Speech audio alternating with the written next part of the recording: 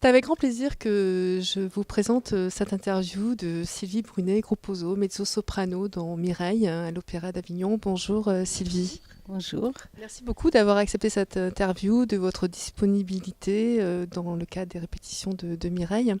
Vous êtes mezzo-soprano, on vous connaît, on vous a vu l'année dernière déjà au Bal Masqué des Corégies. Vous revenez à Avignon cette année pour les Mireilles. Vous êtes en pleine répétition, vous interprétez Tavel.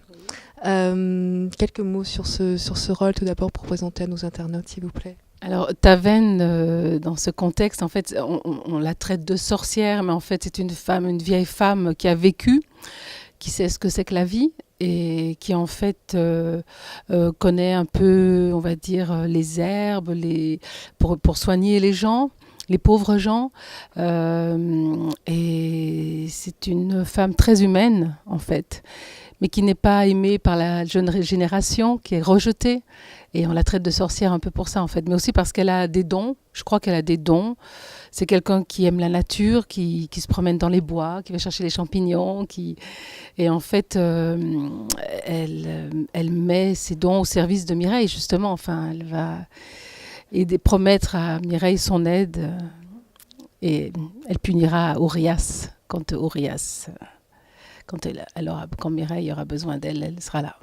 Alors, dans le cadre de votre interprétation, donc par rapport à votre voix, comment portez-vous cette voix-là justement pour donner l'impression au spectateur que vous êtes ce genre de personnage? Alors en fait,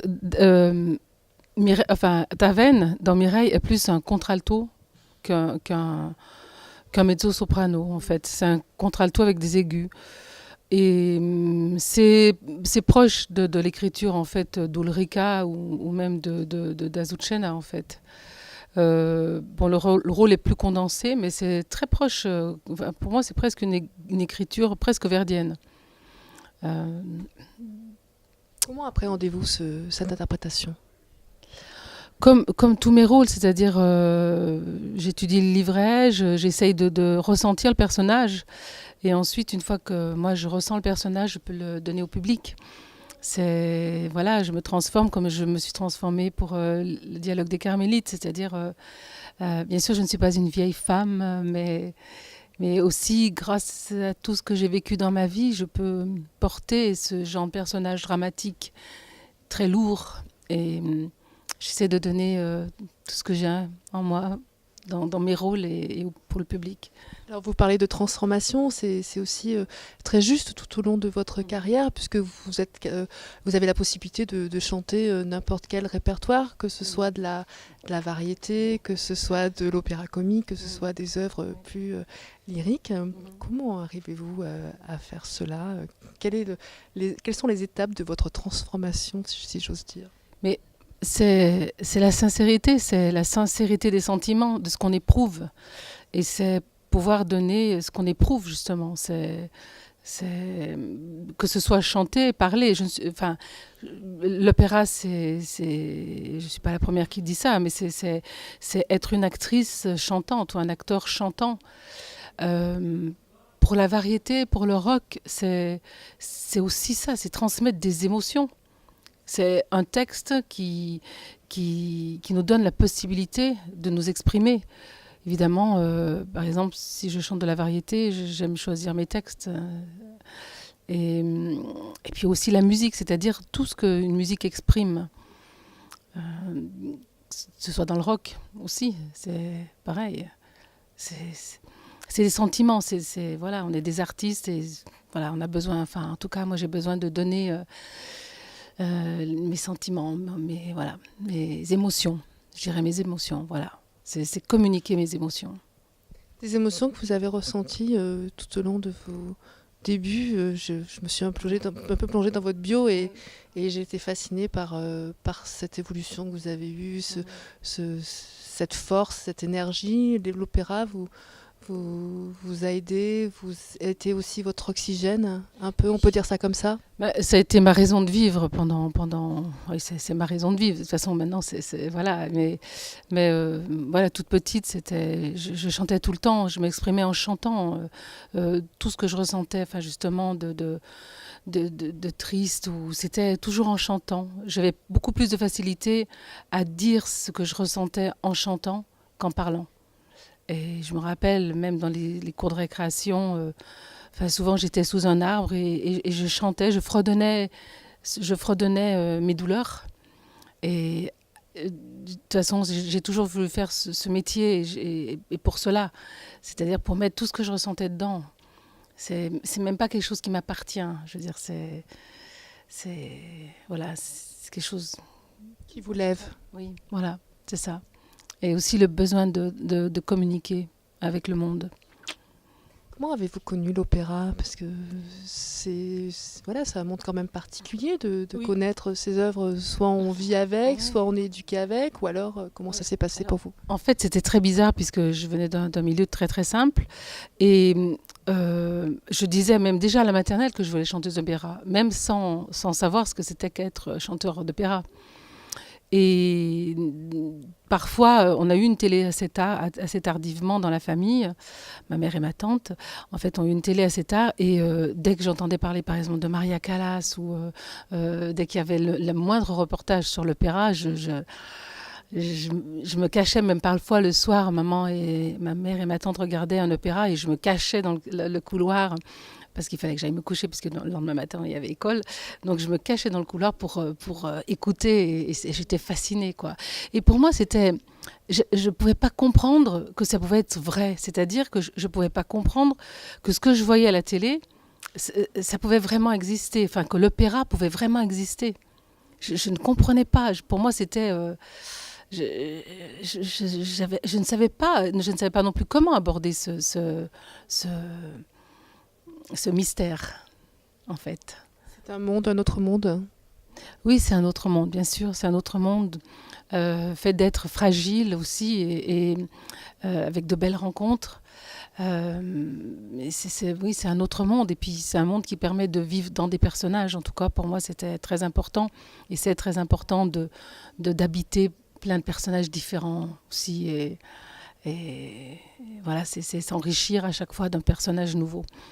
Alors, votre première scène, comment ça s'est passé? Vous voulez dire ma première scène sur Tavennes Non, la première scène, la toute première scène, la première scène lyrique, la première scène, peut-être que ce n'était même pas une scène lyrique. Je dois dire que, en fait, ça a tout d'abord été au Festival de Saint-Céré, où j'ai d'abord chanté pour la première fois la Comtesse des Noces de Figaro. Et je l'ai tout de suite chantée ensuite, après, ici, en Avignon.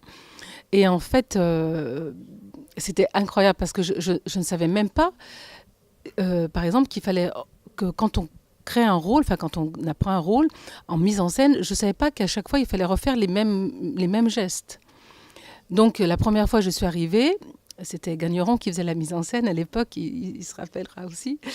Et donc j'ai chanté l'air de la Comtesse, il m'a dit, écoute, c'est sublime, ne change rien, c'était superbe.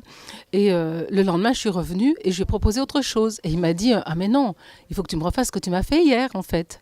Je dis, ah bon, parce qu'on ne change pas chaque fois sur scène, on ne change pas, c'est-à-dire on n'est pas exactement ce qu'on ressent au moment où on le chante.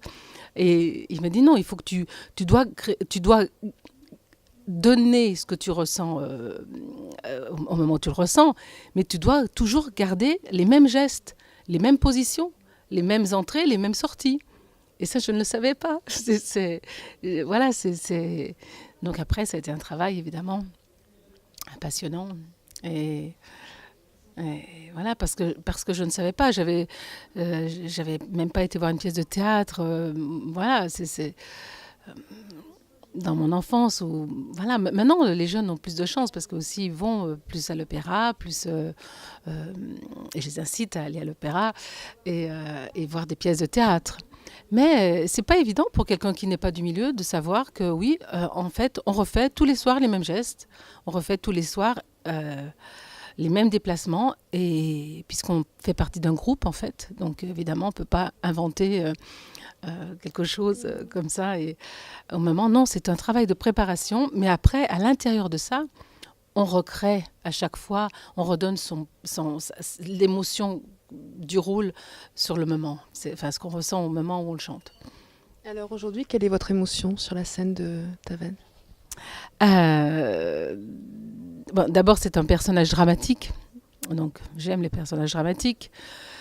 Mais en même temps, il y a cet air qui est d'ailleurs, voici la saison mignonne. Et c'est vrai, quand on entend cet air au premier abord, on peut penser que c'est quelque chose de très gai.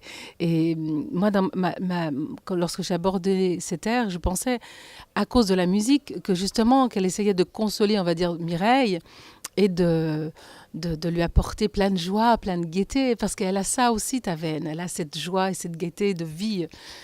Et en fait,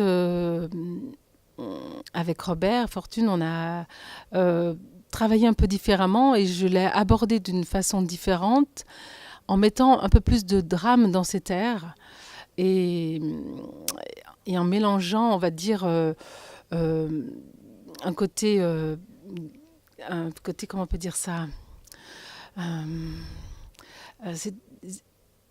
est inquiète. Au moment où elle chante cet air, elle est inquiète. Elle sait ce qui va se passer. Elle pressent ce qui va se passer. Donc, il ne faut pas donner que cette légèreté. Il faut aussi avoir derrière cette émotion dramatique qui fait qu'elle sait que Mireille est en danger. Elle pressent. Aujourd'hui, Sylvie, quand vous faites un petit regard derrière vous, qu'est-ce que vous ressentez avec tout ce chemin que vous avez pu parcourir sur ces scènes-là? Est-ce qu'il y a de l'émotion aussi qui reflète? Beaucoup d'émotions, beaucoup. Je me suis beaucoup battue depuis toute petite pour ma vie et ensuite pour ma carrière. Puisque franchement, les chanteurs français, on n'est pas aidés, mais je me suis beaucoup battue et vraiment, je remercie tout le monde, Raymond Dufaux, qui a été un des premiers à me donner aussi mes premiers rôles. Mais c'est vraiment beaucoup d'émotions parce que de là d'où je viens, je ne pensais pas un jour avoir cette carrière. Et maintenant, internationale, chanter à Londres, chanter à Rome. Voilà, mais j'ai dû vraiment me battre pour ça. Vous reflétez le rêve et en même temps la réalité. Et vraiment, voilà, je trouve que votre vie, votre parcours est vraiment à marquer dans l'histoire de l'opéra, parce que vous reflétez le rêve aussi en même temps pour tous ces jeunes artistes qui souhaitent. Vous pourriez dire qu'est-ce qui vous a le plus marqué? Est-ce que vos rencontres aussi ont facilité ces moments-là? Moi, ce que je dirais, c'est qu'il ne faut jamais abandonner. Je veux dire, il ne faut jamais abandonner. Il faut toujours regarder devant. Si on fait des erreurs, si on n'a par exemple pas la chance d'être prise à une audition, on peut pas être prise à une seconde audition. Il faut continuer, il faut travailler. C'est l'acharnement au travail. C'est ça qui fait qu'on peut grandir. Et aussi, je dirais qu'il faut écouter, il faut savoir, écouter les autres. Dans la vie aussi, mais les metteurs en scène, les chefs d'orchestre, il faut tout prendre et surtout ne jamais baisser les bras. Il ne faut pas baisser les bras. Et dans la vie, c'est comme ça. Il ne faut pas baisser les bras, il faut toujours foncer droit devant. Voilà. Vous avez gardé votre humilité, ça c'est vraiment magnifique. Je sais pas, merci. Merci beaucoup Sylvie. Merci beaucoup à vous, merci.